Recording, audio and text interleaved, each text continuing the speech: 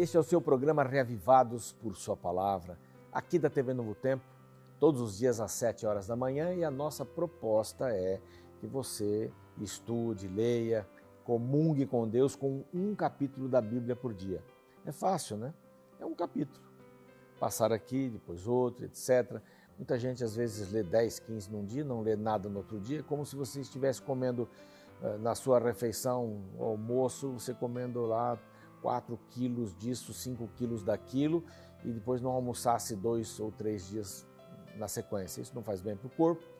Também estudar a Bíblia assim não faz bem para o coração, para a mente, para a vida espiritual. É um pouco cada dia, assim como o maná, caía um pouco cada dia, um pouco cada dia. Você não poderia estocar o maná. Também não dá para estocar a palavra de Deus. A gente tem que sempre estar em contato com Deus, não é? Como no casamento, não dá para ficar um mês em casa com a esposa ou com o marido e ficar 2, 3 meses fora na casa da mãe, né? Ou na casa de onde você veio, né? Isso não dá para fazer. Todos os dias, uma comunhão. Por isso que a primeira hora do dia é o melhor momento para você comungar com Deus. Se você acha 7 horas um pouco tarde, assista o programa às 7 horas, mas você pode comungar com Deus mais cedo. Você pode ir até o YouTube e ver o programa antes de vê-lo na televisão, vê-lo na hora que você quiser e ver os outros também que já foram gravados, né? O programa Meia-Noite 1 já está no ar.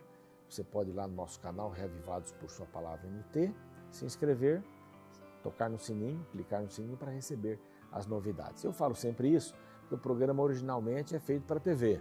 E muita gente na TV não sabe que pode ir até o YouTube e ter lá o dia inteiro o programa e compartilhar o programa, tá bem? E hoje também vou falar sobre o Facebook. Você pode ir na página da TV Novo Tempo, estaremos lá. Muito bom termos essa interação. Você lê a palavra de Deus, estuda a palavra de Deus, arruma a cama e sai para ser Jesus para as pessoas. Muito obrigado ao Cevisa, que colabora conosco, é nosso parceiro para gravarmos os programas aqui nas suas dependências, Centro Médico de Vida Saudável da Igreja Adventista. Vamos lá, estamos em Levítico 17. Esse é um capítulo bastante interessante.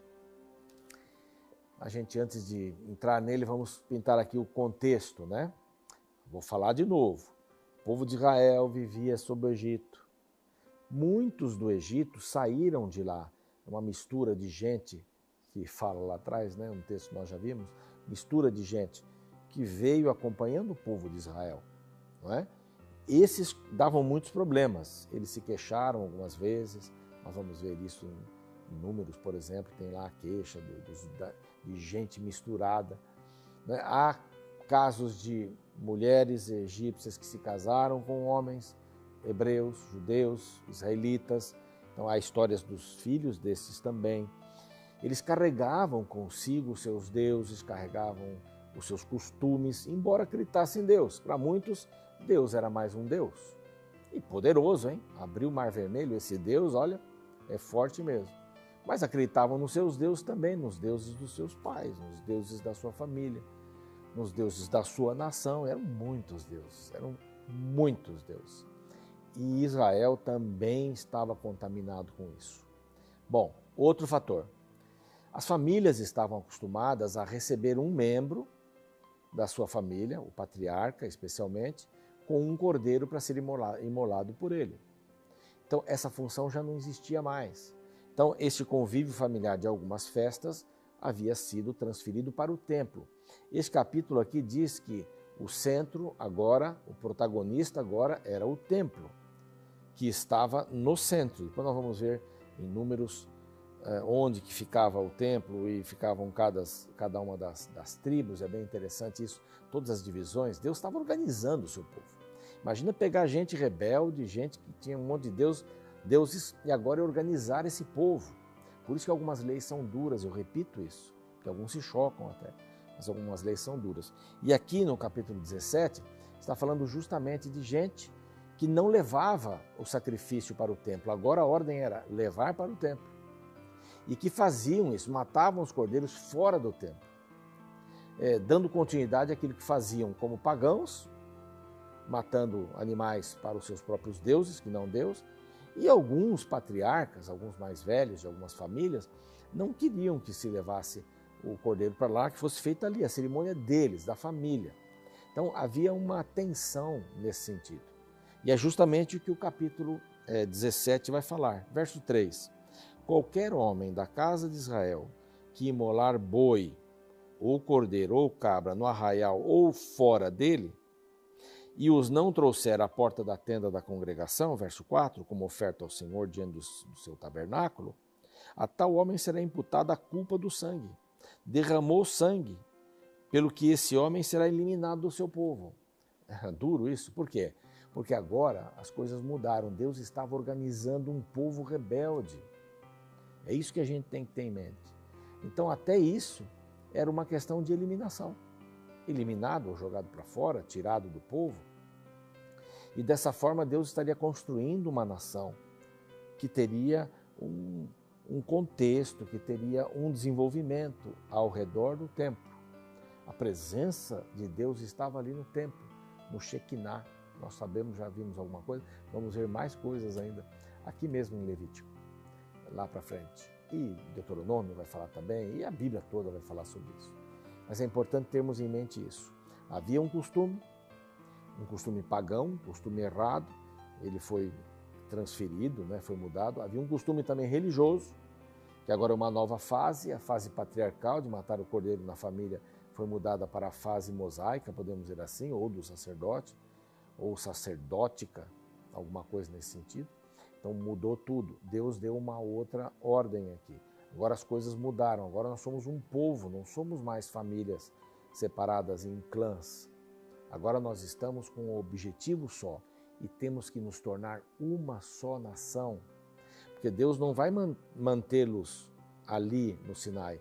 Deus vai levá-los pelo deserto, mais uns 38, 40 anos, vai levá-los por ali, até chegarem perto de Canaã, não é? O livro de Números vai falar um pouquinho mais sobre isso, mas a saída deles dali e a movimentação do templo, mas não era esse o caminho, eles não iriam viver aí, eles iam viver depois lá em Canaã, e dali contatar pessoas de outros países, e essas pessoas ficariam encantadas com a economia de Israel, com a beleza de Israel, com a ordem de Israel. Então Deus estava querendo que esses povos conhecessem ao Deus verdadeiro. Então, você já sabe que o inimigo, Satanás, colocou uma porção de homens fortes, briguentos ali, para que eles não pudessem ir, e a história diz que eles foram, mas não foram, né? Eles tiveram que dar uma volta grande antes de chegarem lá. Mas essas misturas, então, que tipo de vida nós queremos ter como cristãos? Nós somos cristãos, mas fazemos outras coisas. Natal, que já passou aí. No Natal a gente vai nas lojas, praticamente não vê nada sobre Jesus. Nada. Tem ali árvore de Natal, tem bolas de Natal. Quando lá muito uma bolinha de Natal com um presépiozinho, alguma coisa assim, uma estrela em cima da árvore. Quanto sincretismo, né? Quanta coisa. Eu não sou contra a festa do Natal, eu acho bonita as luzes, as festas, as cores, etc. Mas a gente comemora o aniversário de quem, afinal de contas? De quem? De quem que a gente comemora o aniversário? Do Papai Noel? É o meu. A festa do Natal se tornou uma festa minha, festa da minha família. É um sincretismo, né? E os muçulmanos olham para a gente e dizem assim: o dia que vocês comemoram o nascimento de Issa, ou de Issa, que é Jesus, entra lá um velhinho, vestido de vermelho, dependendo do país, azul, branco e tal, mas um velhinho de vermelho, gordo, de barbas brancas, com um saco cheio de presentes, e falam o quê? O dia que vocês comemoram a morte de Issa, ou de Issa, vocês botam um coelho que bota ovos de chocolate. Quer dizer, que sincretismo é esse? Que maluquice é essa que a gente faz? A mesma que faziam lá no passado, né?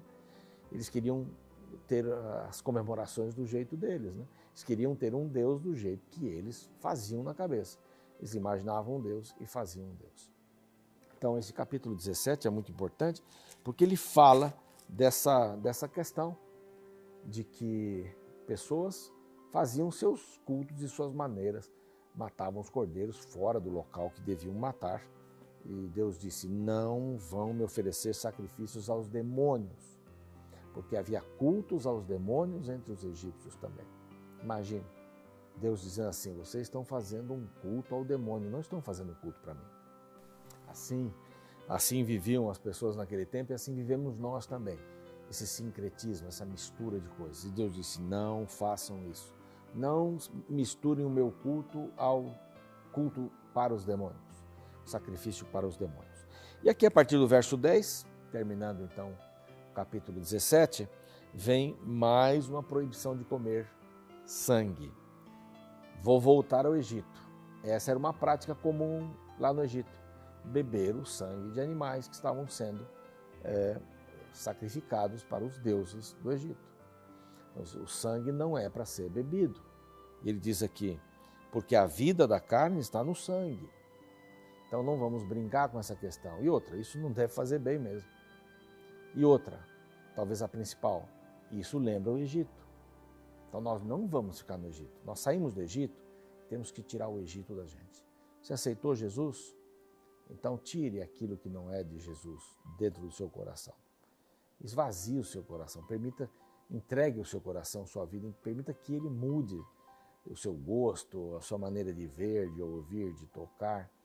Esse é o grande propósito, a mistura com as coisas que não são divinas. Estou dizendo para você viver numa lata de sardinha, só andar com a Bíblia debaixo do braço. Não, não é isso. Mas que você ande constantemente na presença do Senhor.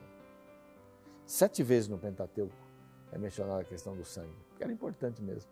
Vamos sair do Egito. Vamos orar? Pai bondoso, nossa oração hoje é para sairmos do Egito, para não praticarmos as coisas que o Egito praticava. Esse Egito é entre aspas, né? As coisas que praticávamos antes de conhecer o Senhor. Que o Senhor mude a nossa vida, nosso paladar, nossa visão, nossos ouvidos. Entregamos tudo nas tuas mãos por Jesus. Amém. Muito obrigado então por hoje. Não se esqueça das redes sociais, nosso canal no YouTube, Reavivados por Sua Palavra, NT. Aí você pode ter o programa a hora que você quiser. Aguardo você no nosso próximo encontro. Um abraço.